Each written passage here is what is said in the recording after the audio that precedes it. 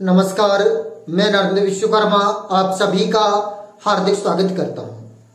आज हम इस वीडियो में बात करेंगे ओपीएस, एनपीएस, यूपीएस में कौन सी पेंशन स्कीम सबसे बेस्ट है। आज हम इस वीडियो में इस टॉपिक पर बात करेंगे। तो सबसे पहले हम समझते हैं ओपीएस क्या है, ओपीएस पेंशन स्कीम क्या थी। तो सबसे पहले ओपीएस का फुल फॉर्म देखें। इसका फुल फॉर्म होता है ओल्ड पेंशन स्कीम। इसका सामान्य हिंदी अर्थ है पुरानी पेंशन योजना। इस पेंशन योजना के तहत जब कर्मचारी रिटायर होते थे 31/12/2003 के पहले, तो उनके रिटायरमेंट के टाइम पर जितनी उनकी वेतन है उस वेतन का आधा दिया जाता था। और यदि किसी कर्मचारी की वेतन 80,000 है तो निश्चित था उसका जो आधा होगा वो उसको पेंशन के तौर पर प्राप्त होगा, अर्थात 40,000। साथ ही साथ एक मुश्त रकम भी मिलती थी जो लगभग 20 लाख की समथिंग होती थी। और उसके बाद यदि उसकी डेथ हो जाती है, मान लो किसी कर्मचारी की एक्स के समय डेथ हो गई, एक्स तारीख को डेथ होती है, तो उसकी जो पेंशन स्कीम है वह पेंशन उसकी पत्नी को भी प्राप्त होती थी। अब बात करते हैं ओपीएस क्यों बंद करनी पड़ी।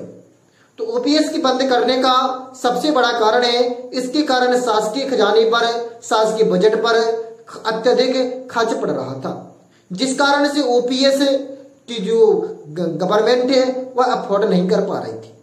इस कारण से सरकार को ओपीएस बंद करनी पड़ी। इसके बाद ओपीएस के स्थान पर 2004 के बाद जितने भी कर्मचारी रिटायरमेंट होंगे, ये 2004 के बाद जितने भी कर्मचारी ज्वाइनिंग लिए हैं, 2003 तक ओपीएस थी लागू, 2004 के बाद जो भी कर्मचारी ज्वाइनिंग लिए हैं उन्हें एनपीएस दी गई।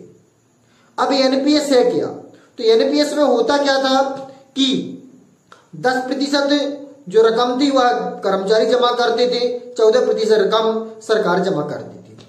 इसके बाद जैसे उनकी रिटायरमेंट होती थी एक मुश्त वेतन दी जाती थी। उस वेतन में से 60% उन्हें तत्काल दे दी जाती थी, 40% सरकार जमा कर लेती थी, वह मार्केट में डाल दी जाती थी, अर्थात बाजार भाव में लगा दी जाती थी।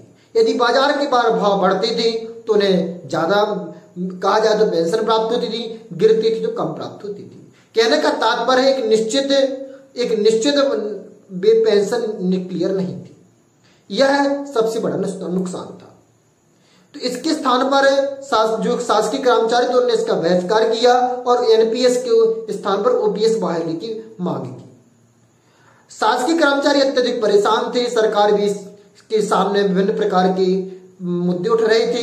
इस कारण सरकार ने पुनः पुरानी पेंशन स्कीम पर विचार किया और उसके स्थान पर यूपीएस लाई। अब यूपीएस क्या है? तो यूपीएस का फुल फॉर्म होता है यूनिफाइड पेंशन स्कीम। इस पेंशन स्कीम के तहत जो शासकीय कर्मचारी होंगे, यदि उन्होंने 25 वर्ष से अधिक तक सेवा की है तो उन्हें एक मुश्त रकम जो उनकी वेतन है उसकी आधी दी जाएगी, साथ ही डीए मेरा प्राप्त होगा। इसके अलावा यदि किसी शासकीय कर्मचारी ने 10 वर्ष शासकीय सेवा की है तो उन्हें 10,000 रुपए मिनिमम प्राप्त होंगे। इसके बाद पर वर्ष में 2% बढ़ता जाएगा। यदि किसी शासकीय कर्मचारी ने 11 वर्ष सेवा की है तो उन्हें मूल जो वेतन थी उनकी 22% प्राप्त होगा।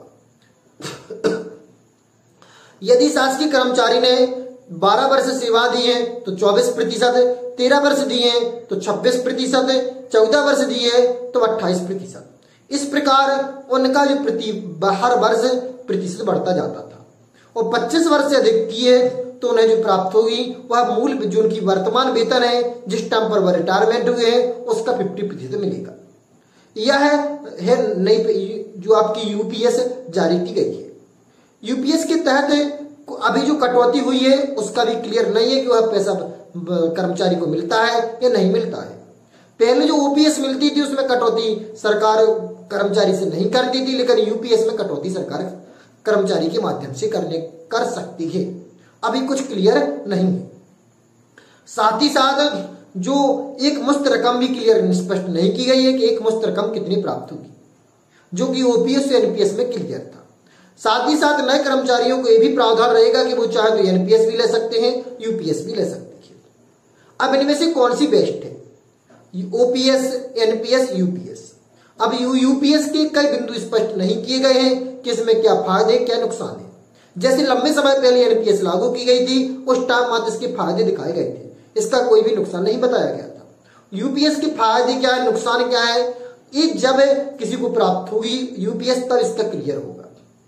हाँ, इतना जरूर है, यदि यूपीएस के फायदे अत्यधिक है तो यह विधायक, मंत्री, मुख्यमंत्री को भी दी जानी चाहिए।